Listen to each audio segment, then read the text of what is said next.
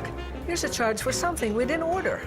Good catch. I don't think you should ever pay for any bill unless you have first made sure that all the charges are correct. Speaking of which, have you heard of the latest Medicare scams? This happened to my friend. A man came to her door claiming he was from Medicare. He had a smooth line about helping seniors with the high cost of their medicines, but she had to give him her Medicare number right then before the deadline. Well, when she got her Medicare summary notice, it was full of charges for services she hadn't received. It turns out this guy was a scam artist. Medicare already has everyone's number. They wouldn't need to ask for it. Scams like these hurt every taxpayer, draining billions from Medicare and making it harder for people like us to get the health benefits we're entitled to.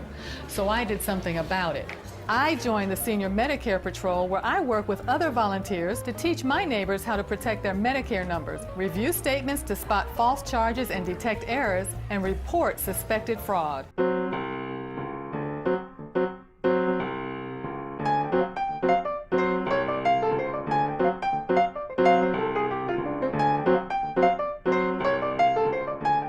The mission of the Senior Medicare Patrol Program is to teach fraud prevention to the 1.5 million Medicare beneficiaries in North Carolina.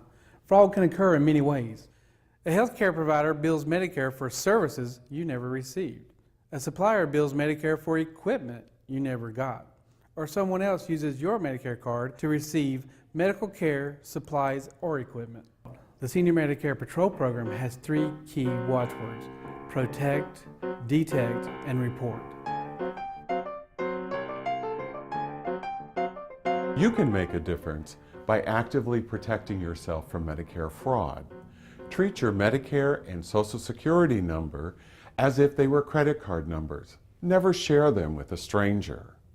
Medicare and Social Security do not call or visit you in order to sell you a product. We suggest you don't carry your card unless you actually need it. Only take it to doctor's appointments, to the hospital, or to the pharmacy. Afterwards, it's a good idea to record your doctor visits, the tests you received, and procedures that took place in a personal health care journal or calendar, and store all of your receipts and information, bills together in a safe place. But even when you do everything right, you can still be the target of a scam.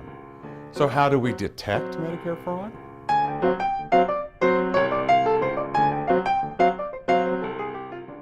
Detecting possible fraud starts with one simple step: opening your Medicare summary notice. Oftentimes, people don't open their Medicare summary notices or review them for accuracy. It's very important for you to open these Medicare summary notices, or MSNs, as we will talk about today. A Medicare summary notice is a report of the services that were rendered against your Medicare claim number.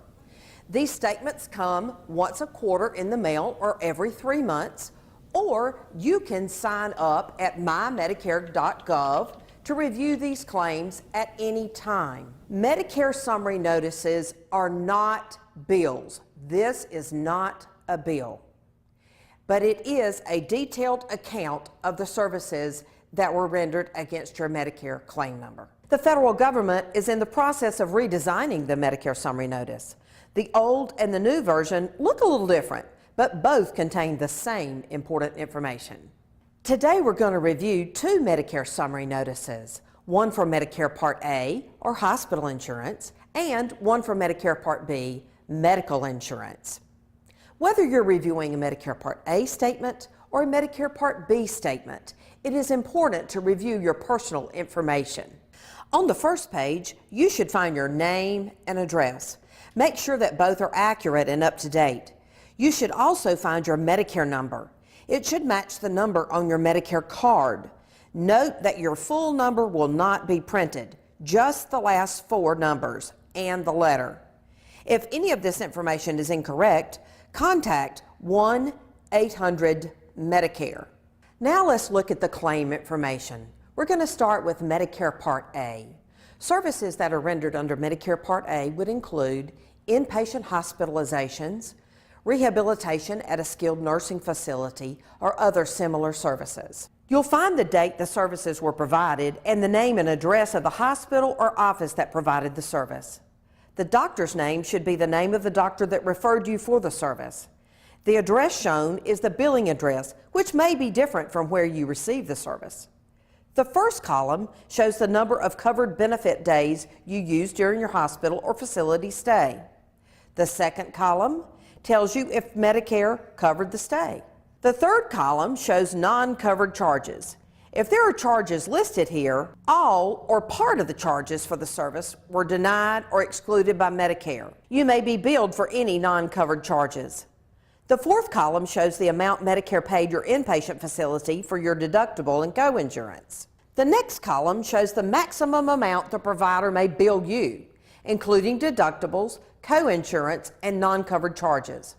Medicare Supplement, also known as Medigap policies, may pay all or part of this amount. If there are any letters in that last column, there will be more explanation about this claim in the Notes section. Now, let's take a look at how the claims information is presented on a Part B Medicare Summary Notice. A Part B Medicare Summary Notice will list professional services, such as doctor fees, laboratory services, ambulance services, or other health-related charges. For each claim, you'll see the date the service or supply was received and your doctor or provider's name and address. The address is the provider's billing address and may be different than the address where you received the service. The first column shows if Medicare covered this service. The second column is your provider's fee for the service. The third column is the amount a provider can be paid for a Medicare service. It may be less than the actual amount the provider charged. Your provider has agreed to accept this amount as full payment for covered services. Medicare usually pays 80% of the Medicare approved amount. Next, you'll see the amount Medicare paid your provider. Again, this is usually 80% of the Medicare approved amount. The fifth column shows the maximum amount you may be billed.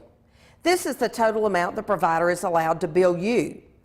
It can include a deductible, coinsurance, and other charges not covered. If you have Medicare supplement insurance known as Medigap or other insurance, it may pay all or part of this amount. If there's a letter in the final column, go to the Notes section of the Medicare Summary Notice and find the corresponding letter to read more information on this claim. As you review this information, you should ask yourself some important questions. Do you recognize the name of each doctor or provider on the statement? Did you have an appointment on the dates listed? Did you receive the services or supplies listed? If you've already paid the bill, did you pay the right amount? Keeping a healthcare journal, as well as saving your receipts and bills, can help you answer these questions. If you have been billed for Medicare services that you did not receive, or if you suspect that a provider is involved in Medicare fraud, please report it immediately.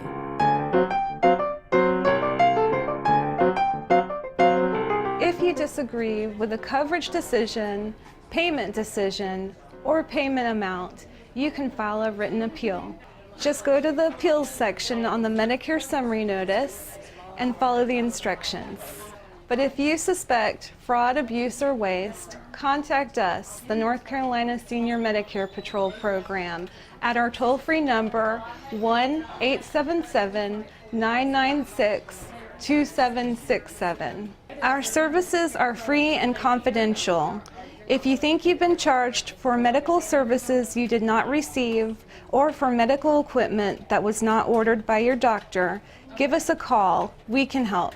Together, we can protect, detect, and report. Don't be a victim. Help stop Medicare fraud.